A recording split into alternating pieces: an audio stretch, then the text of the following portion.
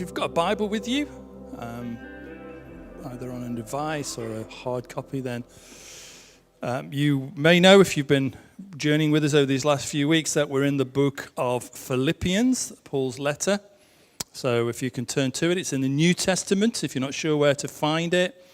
And it's after Romans, Galatians, Ephesians, and then you find Philippians as a letter. And so we're working through this letter, and I wanted to jump in. I'm not quite sure whether I'm jumping in a little bit further ahead than I should, but I've really felt drawn to these verses in preparing. So we're going to go into Philippians 4 this morning and just share a few thoughts around a couple of verses, really. So I'm going to pick it up in Philippians 4 and verse 4. And I'm just going to read down to verse 7. Okay, so Philippians 4, verse 4 says, "Rejoice in the Lord always. And I will say it again, rejoice. Let your gentleness be evident to all. The Lord is near. Do not be anxious about anything, but in every situation, by prayer and petition with thanksgiving, present your requests to God. And the peace of God, which transcends all understanding, will guard your hearts and your minds in Christ Jesus."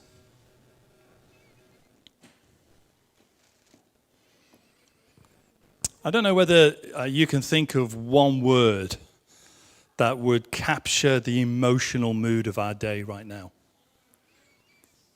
I don't know what word comes to mind when you think about what's capturing the moment that we're living in, the world that we're a part of. I would say that perhaps the word would be anxiety. Would be anxiety, that there is a level of anxiety, an atmosphere almost, that is thickened by the news. So the news comes into our lives on a daily, weekly basis. It presents a constant stream, it would seem right now, of worrying trends, unprecedented events, and cascading crises. And I think it's important to understand the moments that we are living through. If you were here a couple of weeks ago, we had the privilege of having Ian Russell with us, and he spoke really well about the relationship we have with the Father. And if you haven't had a chance to listen to that talk, or you want to catch up, then I just commend it to you. You can get it on Spotify if you just put HBC Chester in, or go to our YouTube channel. It's sat there to watch. And Ian made a reference, didn't he, in when he was saying that in such a time as this message is really important. And it got me thinking about, well, what is the moment we're living in? And how does that relate into this passage when we read a passage like we've just read, where it says, do not be anxious about anything? How do we work that out in our lives when we're living in a context where the word that describes the world we're living in is anxiety? That there is a level of anxiety, a rising tide of anxiety.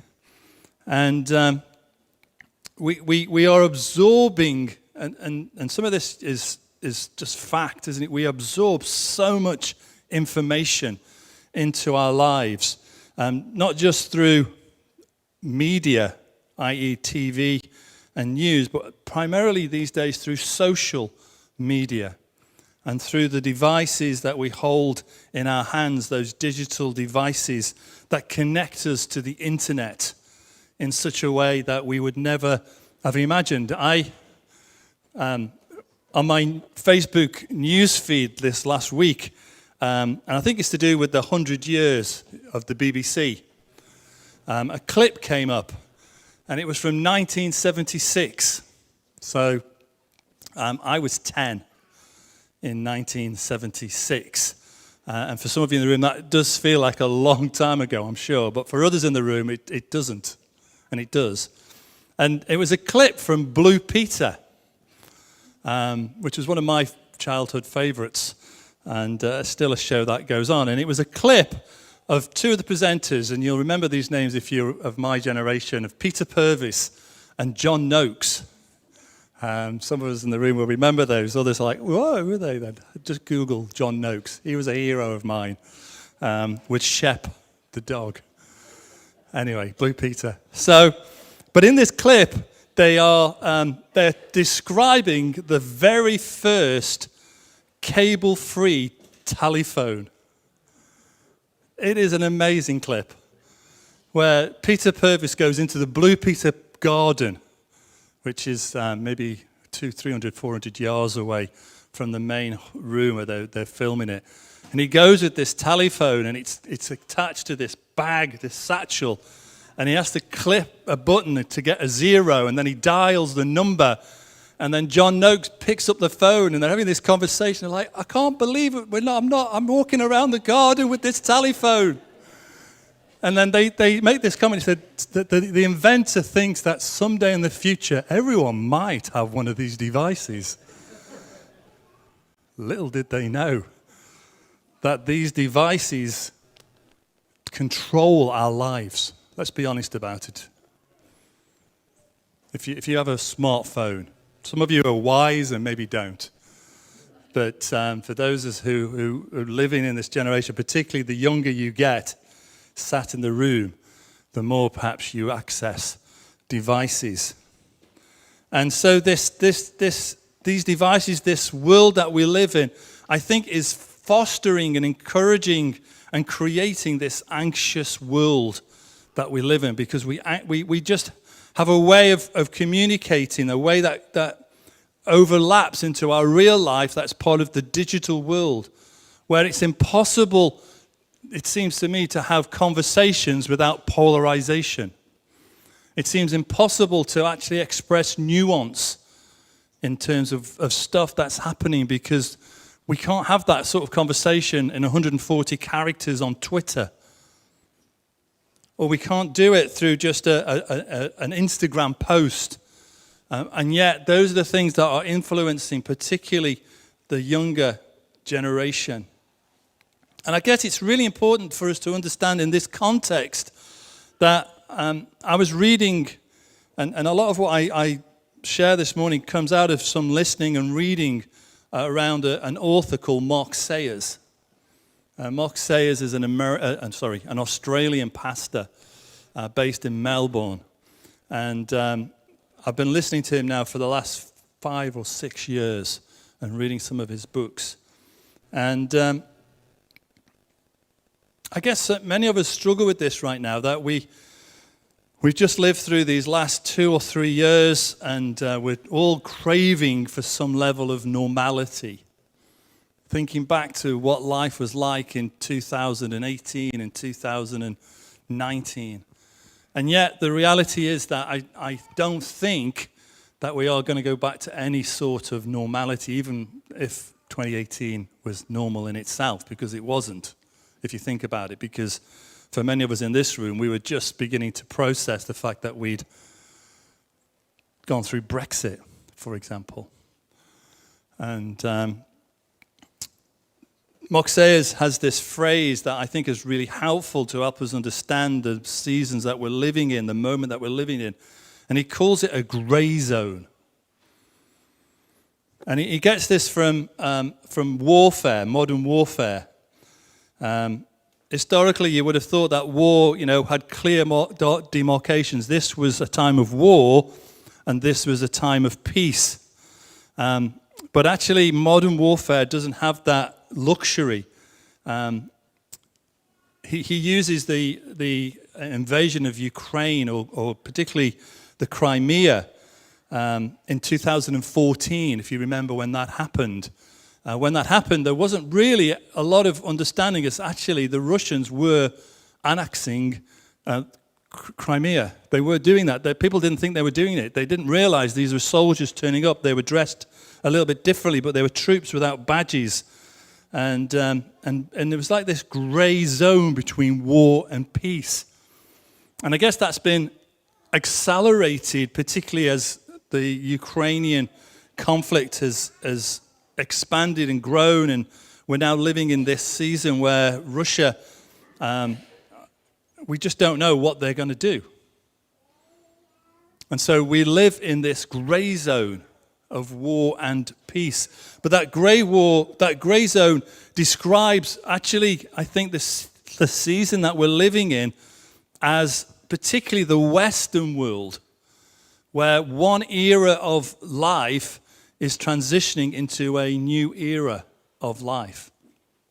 And a pandemic accelerates some of the changes. It wasn't that the pandemic particularly started anything, but I think what the pandemic did is that it accelerated these levels of change that we're going through. And, so much seems to come into our lives, doesn't it? It's like, even the thought of 2016 feels like, I know it's, 6 years ago? 2016 and Brexit. That I don't know about you, but that feels much more than 6 years ago. When you think everything that's happened, both on and we're talking here the sort of macro world scene, but actually in the room, lots has happened in individual lives in those 6 years. So we're working with both the big stuff of life, the context that we're living through, but also our own personal life. And I think we're living in these in-between spaces. And I think the reason why we're feeling so much anxiety as a nation is that some of the things that were normal and constant are being challenged and being changed. And then I guess for me, as you then come into this year, 2022, one of the key constants for us as a nation was our monarch. And so the monarch dies. We all knew that was going to happen, but I don't think anybody was quite prepared for when it did happen, because we all thought the Queen would just carry on forever. But that constant, in everybody in this room has lived through that constant, whether you're a royalist or not. That's not really my point. My point is that we've had this constant, this person. And I guess for us as Christians, something of that has also been about her faith and the way that she's expressed her faith, particularly in her latter years, in her Queen's speech. So I think it's true to say that we see this mood everywhere, this mood of anxiety, this sense where the tools that we had for gaining space and relief, we seem to have lost some of that. We've lost irony and satire. People can't make comments. It feels that people react instead of responding. Would that be? Am I living on the same planet as you? Would that be true in your workplace, in your context, where people are a bit on edge all the time?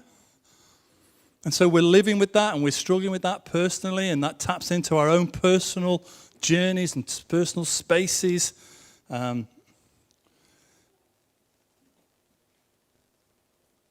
so then we read a passage like this. Do not be anxious about anything. Well, is that just a sweet by and by promise, or is that a reality? Is it possible for us to not be as anxious, to find a place of peace in these moments, whether that's in your personal life or living in this context? One of the phrases that Mark Sayers uses quite a lot, and it's actually the title of his latest book, is a non-anxious presence. A non-anxious presence. And he takes this from a family therapist who was also a rabbi, Edwin Friedman. And he was reflecting on this phrase about where traditionally our understanding has been that we leverage influence and inspire others through unique attributes. And sometimes these can be charisma, they can be drive, they can be intelligence, they can be achievements. But actually, what Friedman argued was that actually our most vital attribute that we bring into a situation is this sense of non-anxious presence. And if we want to influence the places where we live and where we work and where we worship, then our chief tool is our presence. So let me use an illustration that Mark uses and see if this helps you understand it. So, you could be in a situation like this, but you're in a large room, you're listening to a lecture, it's a big lecture room, and halfway through the presentation, smoke begins to fill the room. And it's a thick, dense room, and someone over on one side of the room cries out and screams out, "Fire!" And the panic begins to grip the crowd because the room is dark and the exits seem to be blocked. And so all eyes turn to the person at the front, the officials, to give them some understanding of what's happening. And yet the people at the front are completely overcome. They're panicking themselves. They're crying. They're screaming. Everybody's in a state of high anxiety.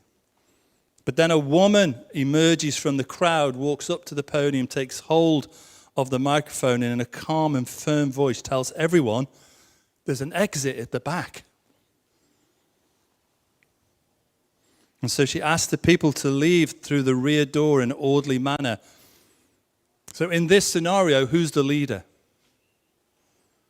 Who's the leader in that scenario? Is it the officials who seem to be the ones who everybody thought would be the leaders?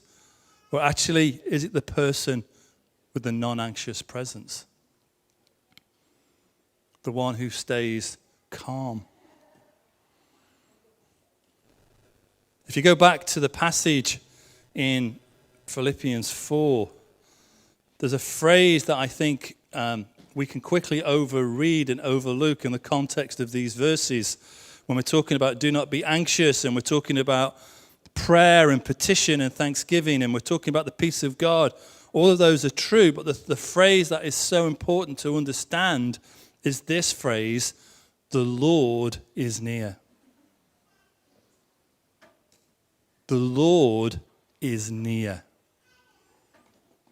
And so for you and I to be a non-anxious presence, it's not just about ourselves. It's not just about us trying harder and finding that place of peace by going inside ourselves. And again, I think a symptom of our generation is that we encourage people to look inside themselves to find this peace and find this anxiety-free life, when actually we offer something outside of ourselves for people to draw in to their lives, which will help them find this non-anxious presence, and that is the presence of God.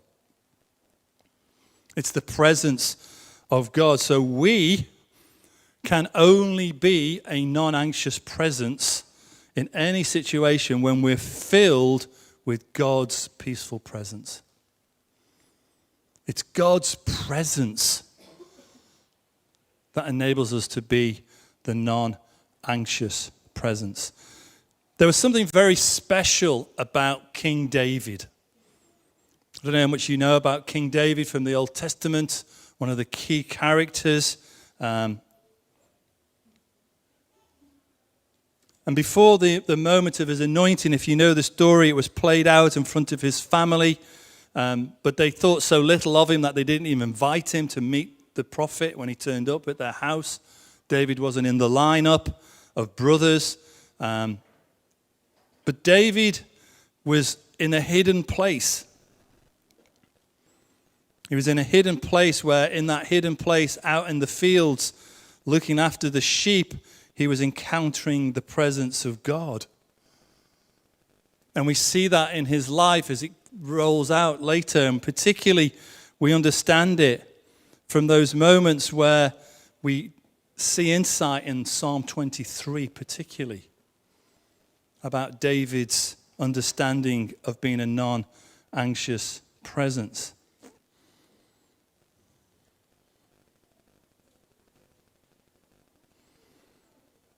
So Psalm 23 reflects, doesn't it, for us, the life of the shepherd. He's isolated from human connection and community. He's vulnerable yet walking close with God. And in those places, David found that God came through for him. And so he can talk about the Lord is my shepherd. He leads me beside quiet waters. This utter dependency upon God.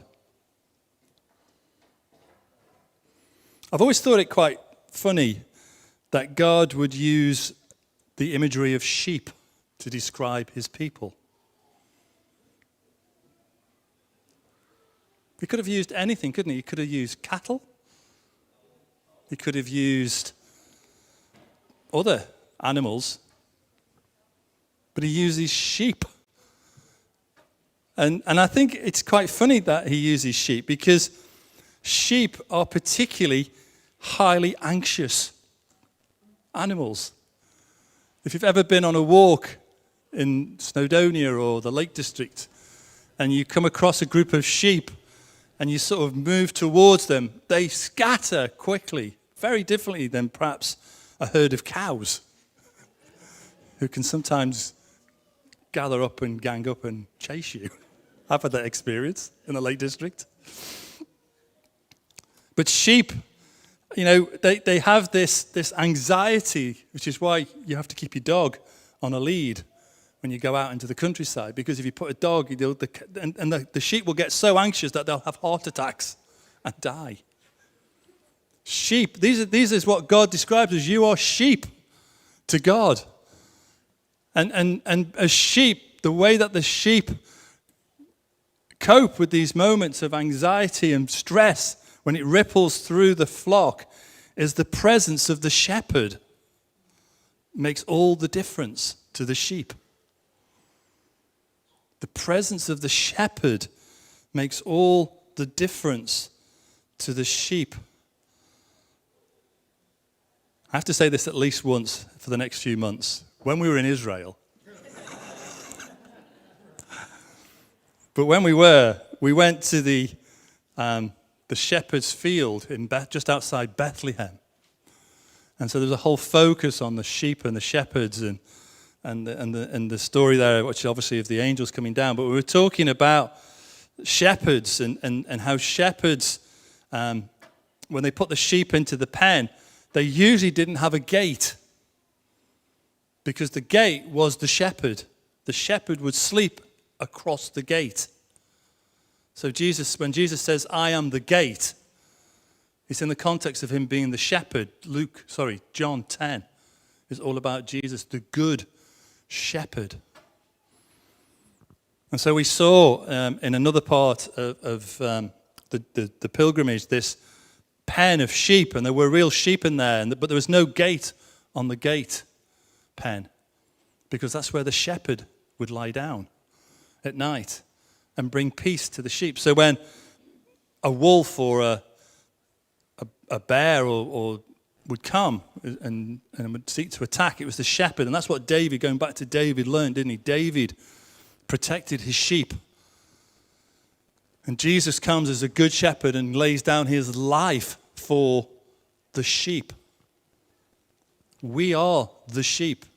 And we're sheep because God knows that particularly those feelings of anxiety will rise up in us. And so for you and I to be that presence, that non-anxious presence, we have to cultivate the presence. I read something this morning which just took me a bit of a moment to comprehend. And it was in a tweet by a guy called John Tyson, another one of the guys that we read, Ed and I and others. He's another Australian. Hello, Anna. But he's based in New York. And he says this: so many of us focus on doing the stuff for Jesus, We focus on doing the signs and wonders for Jesus, but we very rarely focus on having the inner life of Jesus. That inner life, how did Jesus, and the thing that struck me so much about this pilgrimage that we went on to Israel was it was all about Jesus. It was the footsteps of Jesus pilgrimage. And it took me and Sue back, and it just got me thinking again about how to follow Jesus. How do I follow Jesus? How do I live my life like Jesus?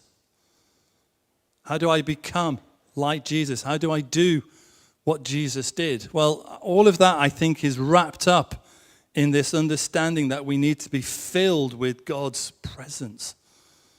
You know this if you've been a Christian for a while, and I know this, that Jesus did nothing for 30 years.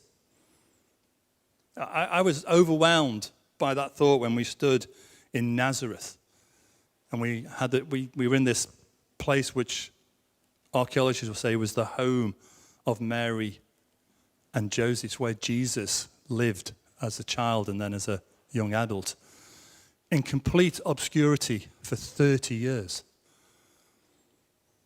But what was Jesus doing in those 30 years? He was doing stuff that you could only do in the hidden part of your life. We focus as a society so much on the public side of our lives. We have this whole celebrity thing that is all about people who do stuff on the outside that look good with their lives. And don't get me wrong, some people do some great stuff. But the reason why our society is failing, and again, forgive me, and I'm not particularly being political party here, I think it's across all the parties, unfortunately, but the levels of integrity, authenticity, and reality is gone. The inner life is gone in our nation because we focus so much on the outer life. And that's reinforced by the Instagram generation, where it's all about the appearance. It's all about what you look like. It's about getting a number of likes and followers for the things that you do. It's all about the outside. But you know, with God, it's all about the inside. It's all about the inside of your life. It's about what do you do when no one is looking, moments of your life. It's about the character. And if I can invest into anybody younger than I am, this is what life is about the inside of your life. It's not about the outside of your life. It honestly isn't. And this non-anxious presence when we go into situations is because people have lost the tools and the abilities to do stuff on the inside of their lives. We see it, and then this is the gray zone we're living in. It's why the levels of anxiety are so high in our young people, in all sectors of our society, where we haven't got the ability to cope because we neglect those tools on the inside of our lives. We neglect the character stuff, the authenticity, the integrity, the truth-telling. And we're reaping it as a nation. I'm sorry, but we are. And again, that's not a political statement on any particular member of parliament, because it's happening in the church. It's happening in every sector of society, to be honest. And so for us as Christians, we've got to find a way.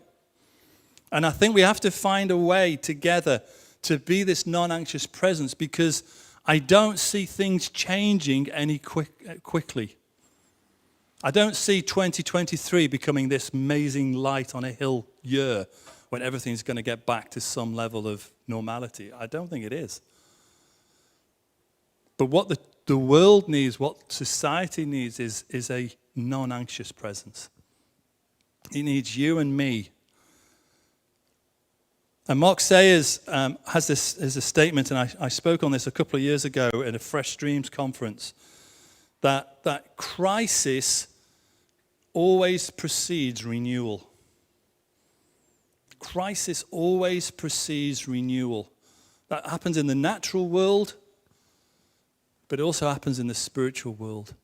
And as we live through these multiple crises, and I guess that's happening at a national level, but also in your own life, when you live through multiple crisis moments, there's an opportunity before us by the grace of God to go into renewal, to turn into God as opposed to turning away from God. And Mark Sayers says this. He says, I see an emergence of a global remnant. He's talking about the church. It's like seeds at this stage. It's this sense of people hungering after God, wanting something different. I actually see hope in the midst of this moment. I look at what was happening before the pandemic, and it was almost accepting a very slow palliative care in some places. But something has happened, particularly in the secular countries, the Western world, and I think God is using this to reseed his church. I think we can be a part of that. That's what we are praying for. That's what we're trusting for. That's what we're contending for, aren't we?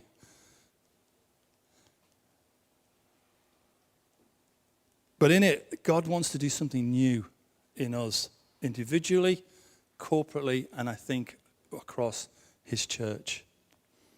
And it's going to take time. It's not going to just happen in the next week, the next month. I don't even think it's going to happen in the next decade. I think this next 10 years will live out all that's going on. Who knows what other crisis may happen.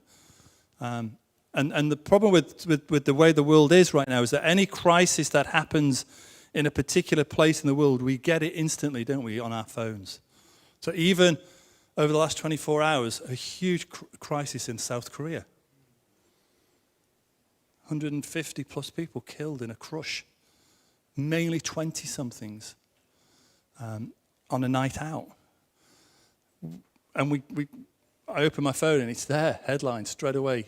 And then it impacts my emotions, like, oh, what am I going to do with all that information now? Particularly as I'm going to go to South Korea in 2 weeks. And we have that, don't we? Because all this news impacts our emotions. And we don't know what to do then with all this information, particularly the crisis news that goes on. And I guess all we can do is keep turning into God. Because in these moments when things are happening in these crisis places, it's often those moments when God turns up and turns things around. And so my encouragement to you and to me is like, let's find a way of being a non-anxious presence. That's not to say that we don't have those issues of anxiety, and I know there's those in the room, and all of us have levels of anxiety where we struggle, but we can find a deeper place of peace in God, if these verses are true. That the peace of God, which transcends all understanding, guard your hearts and your minds.